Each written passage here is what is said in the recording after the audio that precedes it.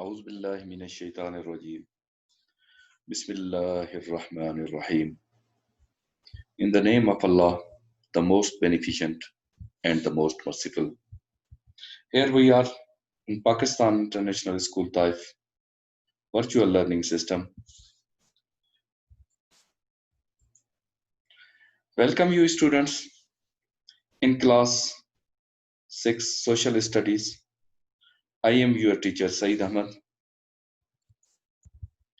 and we are following the lessons and the chapters of this book of Social Studies for class 6. So now we are starting. As you know, in the last lecture, we have completed chapter number 16, and today we are learning chapter number 17. So please open page number 81, and the chapter name is The Ancient Invaders. As you know, in the previous lesson, we have learned about the Pakistan's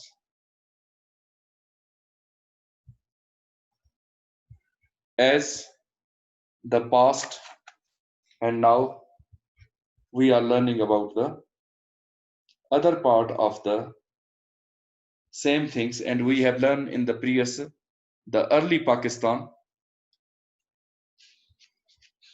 in the chapter number 16. So now we are learning the ancient invaders, the Persians. Persia, modern day Iran. So the Persia at that time, but now it is called modern day Iran or Iran, became a warlike means aggressive.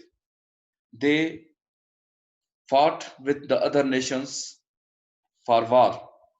So warlike nation Iran became a warlike nation in the 6th century before the current era. BCE means before the current era. They captured a huge empire which stretched from Greece and Egypt in the west to north western India. So this is the Persian Empire in the 6th century. So this is the map of at a 6th century map of Persian Empire.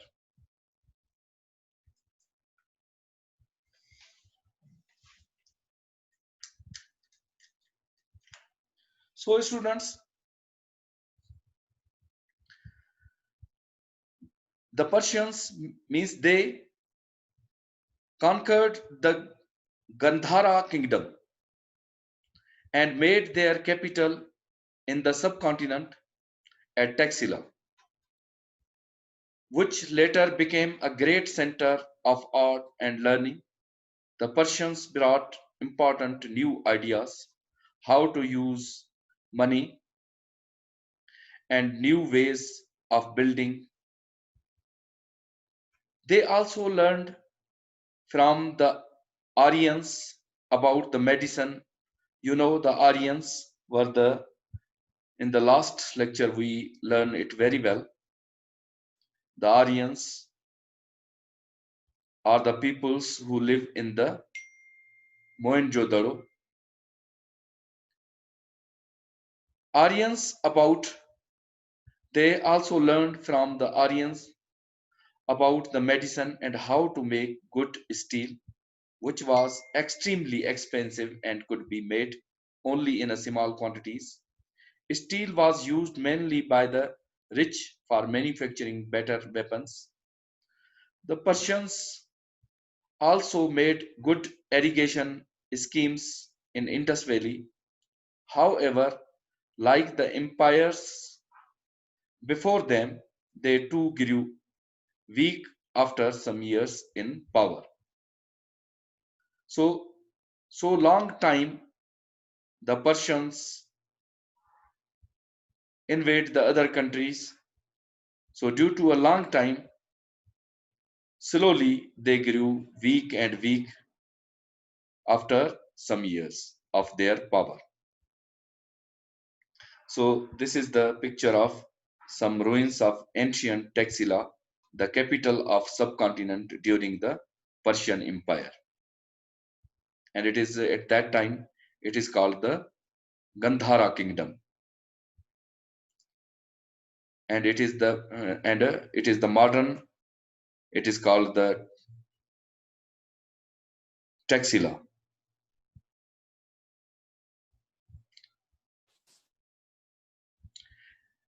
Alexander and the Greeks. In the west, another new power was building up in northern Greece.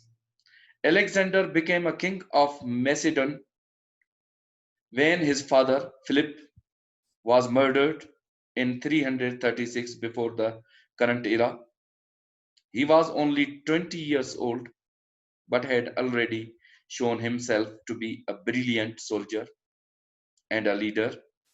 Alexander was also well educated as his father had groomed him thoroughly for kingship.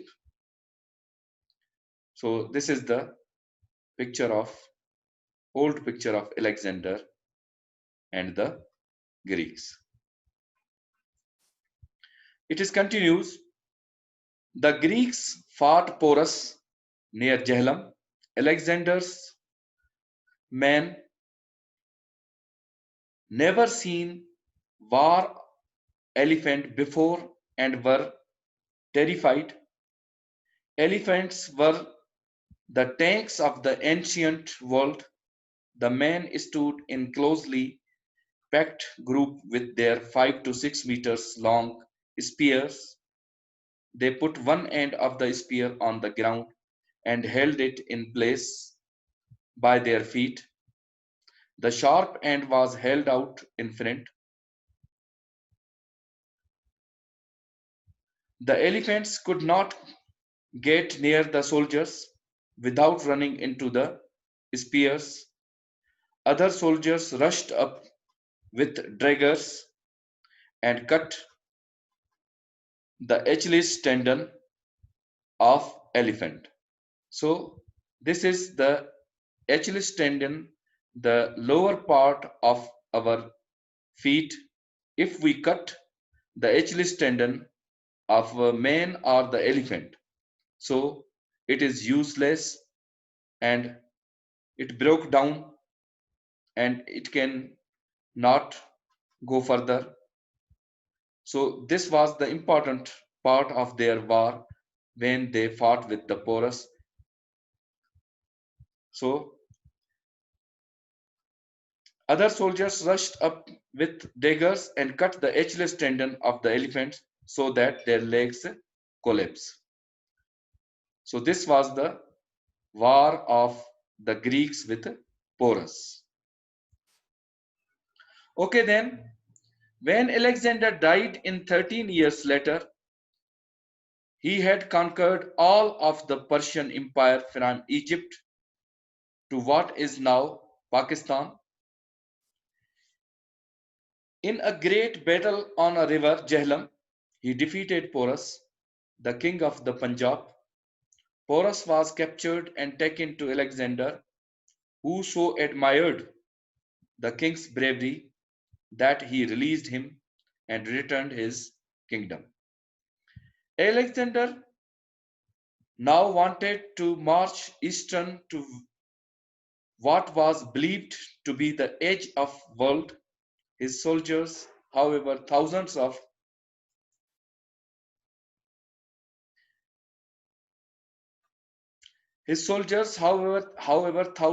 kilometers from their homes in Greece, refused to obey for the first time. Alexander was forced to go back to Persia, half his army crossing the terrible Makran Desert, which is located in Pakistan now, and the other half going by sea. Back in Persia, Alexander Alexander began to make fresh plans, but he fell sick and died at the age of 33. His great empire broken into three parts, each ruled by one of his generals. Students, this is end of reading of our chapter number 17, and now we are doing the end of chapter questions. So there are 5 questions are given in this chapter. Now I am solving these answers. Question number 1: who were the Aryans and what is their importance? Its answer is given in the next page. Aryans were the nomads from Central Asia who came into the subcontinent of Asia and settled here. The Aryans defeated the local people and soon took over most of the India. They are forefathers of the present Hindus, and the Hindu religion is based on the belief of the Aryans. So this is the first answer of our question number 1. Second question: explain what is meant by the caste system. How did this begin?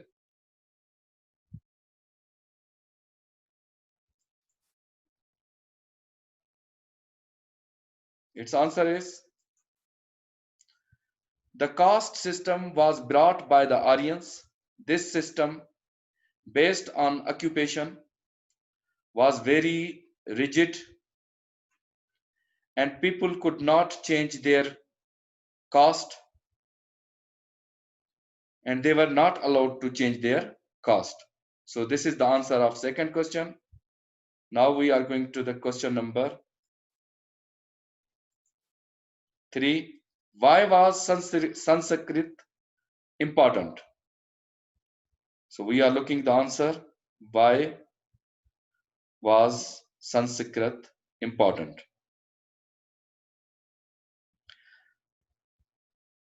Sanskrit, the language of the Aryans, is important as it is basis of many other languages such as Hindi, Latin, French, and English. So in the last question we have completed, but here are the some points we have leave. So I am reading. According to their occupation, the people were divided in a 4 castes as mentioned below in order of rank and importance. So Brahmins are the priests who conducted all religious activities. Kshatriyas are the warriors, that is, the kings and their soldiers. Vaishyas, who were traders or businessmen and farmers. Shudras, who were the lowest in rank, comprising of the servants and laborers. So this was the second question answer, and this is the third question answer. Sanskrit is the language of Aryans, is important as it is the basis of many other languages such as Hindi, Latin, French, and English, as we have learned in our first part of this lesson.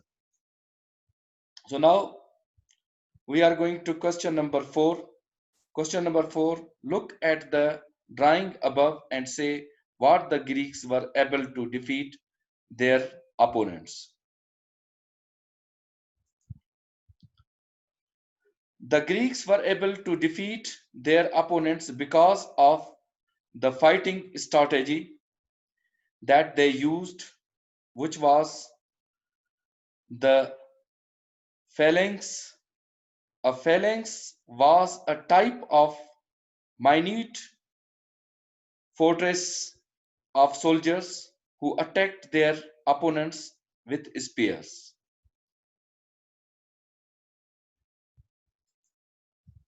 Question number 5. Refer back to the information in chapter number 14, which we have learned, and make a timeline of invaders of subcontinent. This question is for your information only, and this is not important as the point of view of exams, so you will only write yourself and as a reference timeline to be made with the reference to major invasions in the subcontinents. So this is the end of our chapter number 17, and today we learn the question and answers of this question, this chapter. So I think you have better understand of this chapter. So thank you very much, students. Till the next lecture, wish you all the best.